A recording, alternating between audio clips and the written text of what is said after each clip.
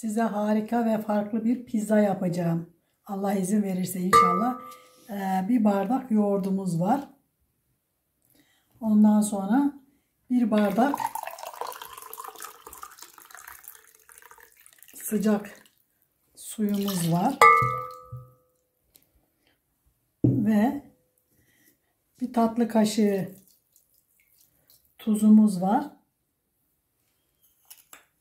Bir tatlı kaşığı şekerimiz var. Bir paket mayamız var. Aldığı kadar da un koyacağız.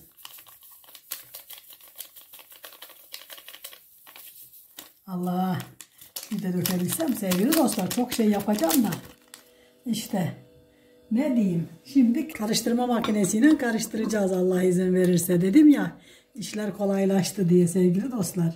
Karıştıracağız bunu. Şimdi 4 bardak un koyacağım. Eksiği fazlası olursa size söyleyeceğim sevgili dostlar. Şimdi oldu 2.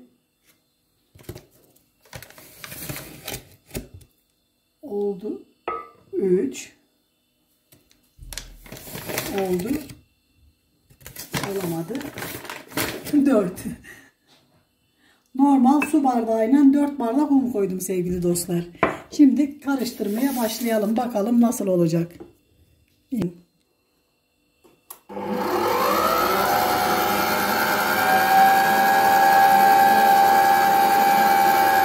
Bakın sevgili dostlar, hamurumuz çok güzel kıvamda yoğruldu. Allah razı olsun bizim makinemizden. Şimdi makinemizin aparatını çıkarıp hamurumuzu toparlayacağız. Kendime çiğ köfte makinesi alıyorum dedim. Sen hamur makinesi yaptın. Ama ellerine sağlık. Allah senden razı olsun kızım. Çok iyi oldu. Aslında kendim almadım. O gün hamuru yoğururken sen dedin ya. Artık Gerçekten, yaşlandım, yoruluyorum dedin evet, ya. Gerçekten yoruluyorum. Kolum kalmadı. O yüzden ben aldım. Öylece, işin şakası o da. Bunu temizledik sevgili dostlar. Şimdi de şöyle yere biraz, masamızın üstüne biraz un serpelim. Herkes nerede yapıyorsa orada. Bakın harika bir hamur oldu. Pürüzsüz ve güzel. Evet. Dinlenecek mi? Hayır. Sevgili dostlar, bunun özelliği dinlenmeye işi. Hani maya koyduk ama illa mayalanıp da kocaman şişmemesi.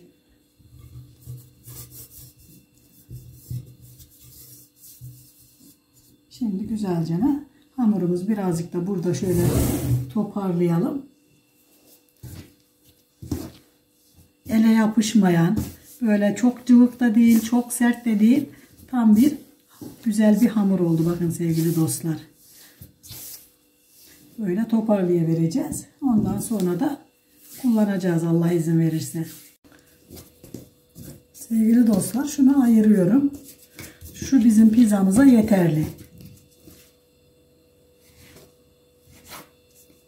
2 bezi bizim pizzamıza yeterli. Fındık pizza da yapabilirsin onlardan. Evet. Onlardan da sonra değerlendiririz.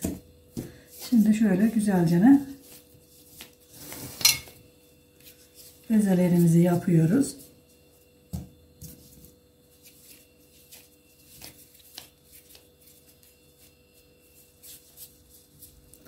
Şimdi de diğer malzemelerini hazırlayalım.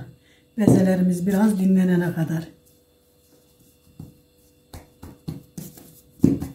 Dostlar, üstünün sosunu hazırlayacağım. Sosu için domates sosu hazırlayacağım. Önceden hazırladığım domates sosundan koyacağım biraz.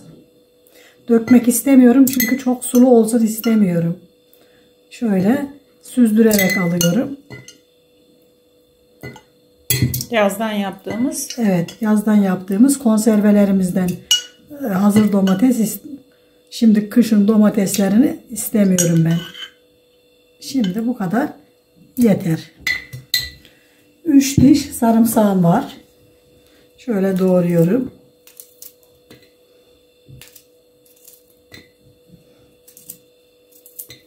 Yarım kapya biberim var.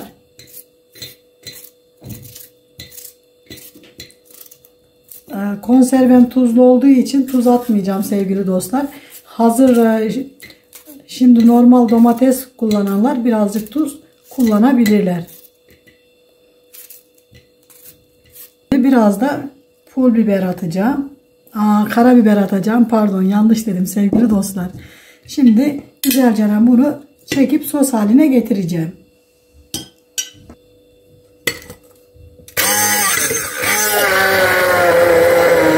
Tereyağı, biraz da zeytinyağı ekleyerek oda sıcaklığında eriteceğim sevgili dostlar. Sevgili dostlar, şöyle güzelce açacağım şimdi. 2 tane ekmek açacağım.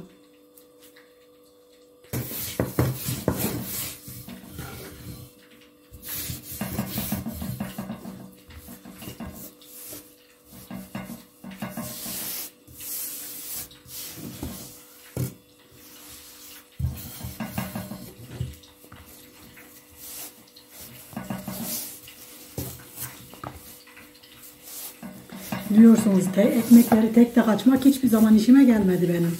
Yine ikisini bir beraber açacağım. Böyle dursun şimdi bu. Şimdi de sıra bunda.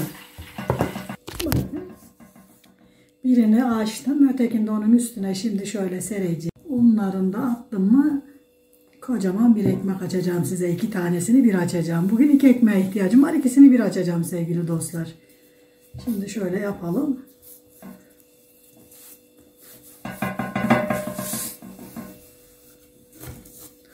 Oklavamı büyütmem lazım. Bakın sevgili dostlar, harika açıldı. Sen bu pizza mağazalarına gidip pizza restoranlarında pizza yiyorlar ya anne. Evet. Onun elde açımını değil de masada açılmış haliyle yapıyorsun. Aynısını yapıyorsun birebir. Evet, aynısını yapıyorum. Bakın. Bu şekilde, bu büyüklük yeterli. Birazcık daha açacağım sevgili dostlar. Şöyle bir tık.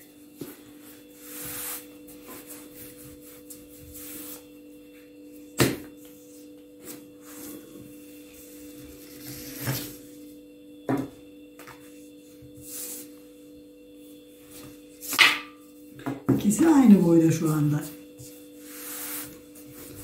Zaten ikisinin de aynı boyda olması gerekiyor sevgili dostlar. Bu kadar yeterli. Ben el açımı, el pizzası yapıyorum. Yani anne pizzası. Anne pizzası ama şeydekiler gibi anne. Evet. Hani hazırlar gibi. Hı hı. Evet. Şimdi tamam. Bu kadar yeterli. Diğer işlemleri geçiyoruz. Güzelce rendeliyoruz. Olmazsa olmazı çünkü pizzanın kaşar. Tabanımızı hazırladık. Sıra hamurumuzu hazırlamada sevgili dostlar. Şimdi şöyle koyalım bakalım.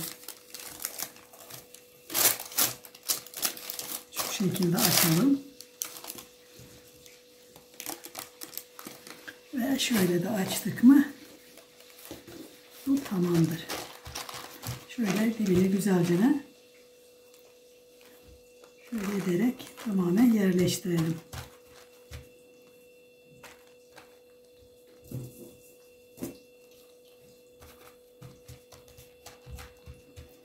Tamam, şimdi bunu yağlayalım.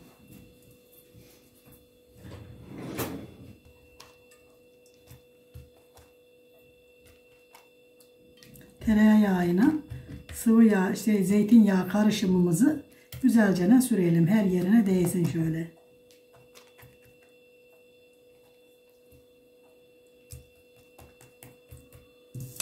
Yalnız şu köşelerini tam oturtturalım ki yani pizzalarımız tam olsun. Pizzalar yuvarlak olacak diye bir kaide yok. Tabii ki de. Şöyle güzelce yağladık. Şimdi ne yapıyoruz? İkinci ekmeğimizi koyuyoruz. Şu şekilde koyuyoruz. Şöyle. Şöyle.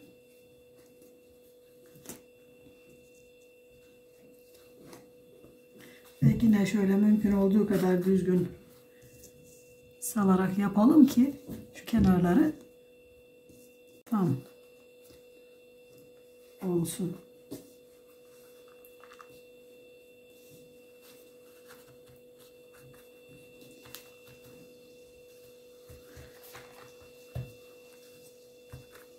Evet, şimdi buraya yine tekrar yağlayalım.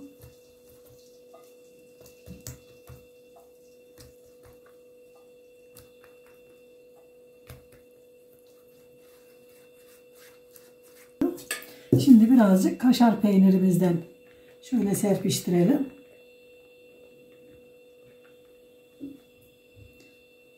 Şimdi de şöyle katını güzelce katlayalım. Bakın bu şekilde katlayalım. Sonra şöyle birazcık daha yağ serpiştirelim.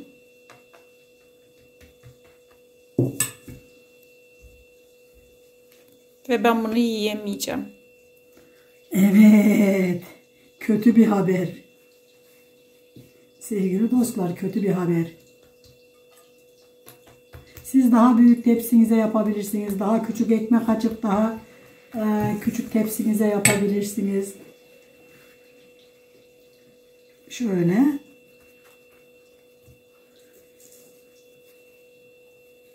Ve düzelttikten sonra tekrar birazcık daha kaşar peyniri çok az şöyle serpiştirelim. Sevgili dostlar, yağ sürmeyi unuttum. Ben de şöyle dağıtıveririm, bir şey olmaz. Yemeyeceğim ama babamın hayrına biraz daha atayım. Şimdi de şu tarafını şöyle alıyoruz. Bakın. Çok heyecanlandırdı bu beni. Şu şekilde alıyoruz.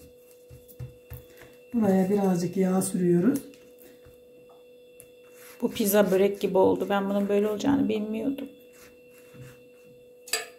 Sen bilmediğin daha hayatta çok şey var. Şimdi de bunu böyle yapıyoruz. Sevgili dostlar, bakın.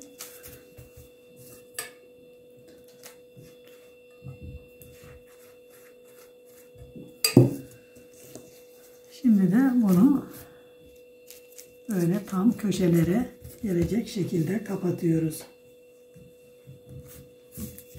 Bu şekilde. Şimdi rastgele böyle hamurumuz çok kabarmasın diye böyle deliyoruz.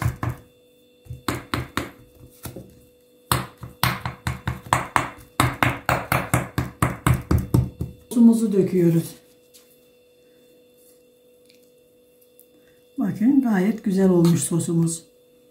Ne çok böyle abartılı cıvık, ne abartılı koyu. Tam kıvamında olmuş.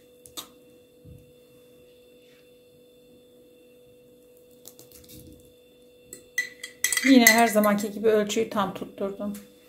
Sana mesajlar geliyor. Ev ölçülerini tam tutuyor diyor. Hatta benim tanıdığım bazı kişiler oluyor. Hı hı. Onlar da annenin ölçüsünün aynısını yaptık diyorlar. Birebir tuttu diyorlar. Allah razı olsun. Ya ben çok ölçmüyorum ama yine de genelde göz kararı tutuyor sonuçta. Bunu kaç bardak koymuştun? Neyi? Unu mu? 5. 5 bardak. Sonradan sevgili dostlar 4 bardak koydum, unuttum. Üstüne bir bardak daha ekledim ama hamurumun yarısı bana kaldı. Yani siz benim verdiğim ölçülerin yarısıyla yapabilirsiniz. Şimdi sıra geldi üstüne. Şöyle kaşarlarımızı güzelce ısıtılmış fırında 180 derecede 15-20 dakikada pişecektir. Bakacağız. Şimdi fırınımızı ısıtalım. Kızım git de fırınımızın şeyini koysana. O zaman çekim de sen yap anne. Ben yaparım dediğini. Hiç Bakın, sorun değil. bu şekilde bu kadar yeterli. Şimdi sıra üstünün şeyine geldi. Şunları üstüne koyacak mısın sonradan? Evet. Şimdi şöyle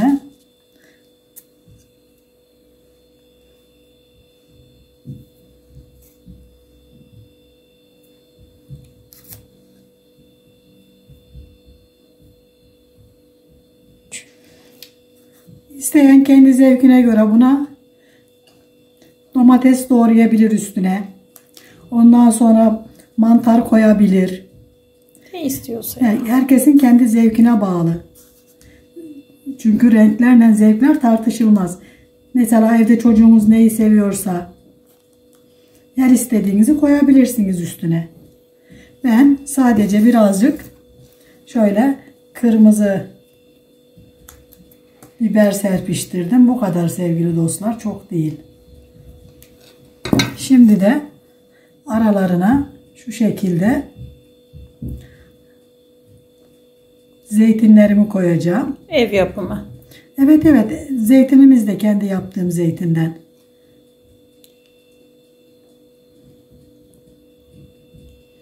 Dedim ya, herkes kendi zevkine göre ne canı istiyorsa, Evinde neyi varsa. evinde neyi varsa onu kullanabilir. Ya X, Y, Z alışverişine gittik. Herkesin bildiği bir markete. 4 parçaya 150 TL verdik geldik.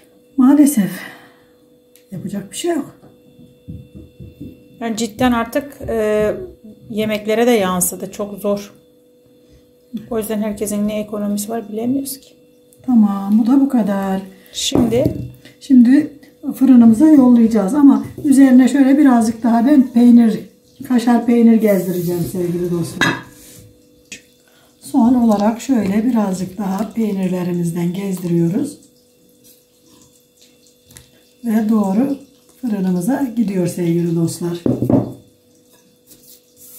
Yani çok kolay bir pizza ve çocuklarımız zevkle yiyecekler inşallah. ve doyurucu olacak. Evet. Şimdi fırına. Fırınımız kızdı mı? Evet kızdı anneciğim. Şimdi böyle sürüyoruz ve pişene kadar burada devam. Harika pişmiş.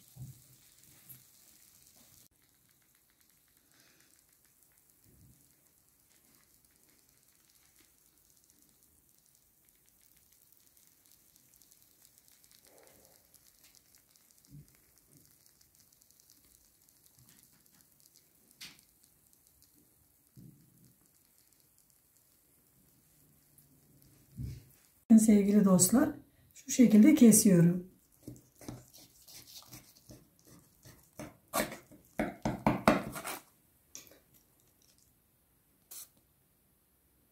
Büyük dilimler, wow.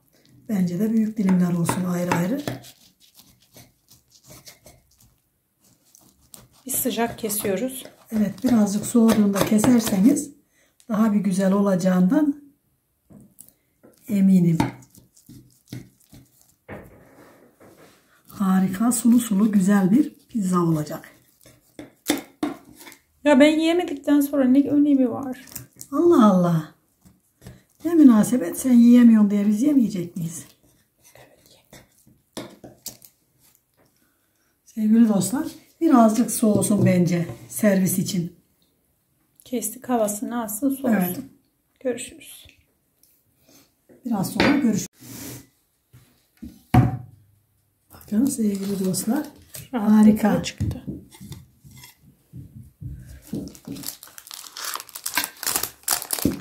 Anne şu güzel parçayı çıkartmak varken niye? Şunu mu çıkartayım, şunu mu? Şu ortadakini anne. Ha, pardon.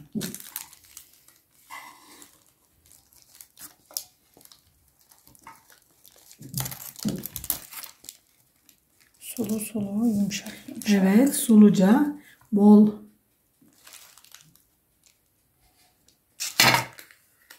harika pizzalarımız.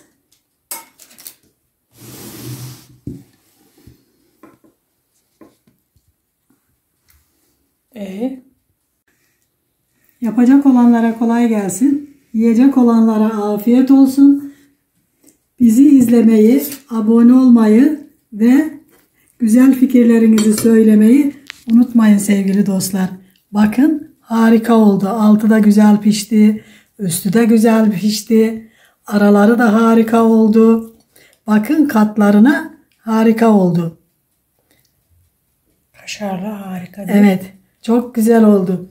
Bizi izlemeyi, abone olmayı ve lütfen eleştirilerinizi unutmayın. Hoşça kalın, Allah'a emanet olun.